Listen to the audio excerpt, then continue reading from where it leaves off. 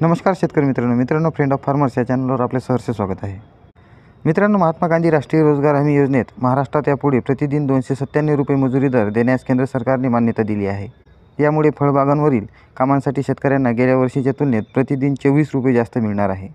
मित्रांनो, केंद्रीय ग्रामीण विकास मंत्रालयाने बुधवारी दिनांक 27 रोजी अधिसूचना काढून देशातील नवे मजुरी दर घोषित केले आहे. रोजगार हमीवर कामाच्या मोबदल्यात मिळणाऱ्या मजुरीचे सर्वात जास्त दर आता हरियाणाचे असून ते प्रतिदिन 374 रुपये असतील. सर्वात कमी दर पंजाबचे असून ते प्रतिदिन 222 रुपये आहेत. मित्रांनो, नवे दर येत्या 1 एप्रिलपासून दिले जातील, असे केंद्रीय ग्रामीण विकास महाविभागाचे सहसचिव अमित कटारिया यांनी एका पत्रात स्पष्ट केले आहे.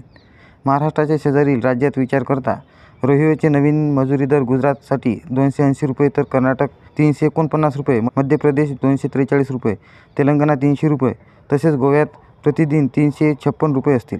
मित्रांनो, या दरम्यान राज्याचे फलोत्पादन संचालक डॉक्टर कैलास मोते यांनी सांगितले की केंद्राच्या निर्णयामुळे रोजगार हमी योजनेच्या अखत्यारीत राज्यात होणाऱ्या नव्या फळबाग लागवडीला चालना मिळणार आहे. 1 एप्रिलपासून फळबागांमधील होणाऱ्या सर्व अकुशल कामाचे मजुरी दर प्रतिदिन 24 रुपयांनी वाढवले जातील. सध्या प्रतिदिन 273 रुपये मजुरी दराने बिल अदा केली जात आहेत.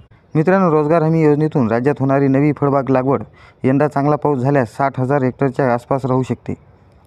चालू हंगामात लागवड उद्दिष्ट 55,000 हेक्टर होते. पावसाने साथ दिल्यास लागवड 60,000 हेक्टरपर्यंत जाऊ शकते, असा अंदाज फलोत्पादन विभागाचा आहे. तर मित्रांनो, अशा प्रकारे रोजगार हमी योजनेची मजुरी दराबद्दलची हे अपडेट होते.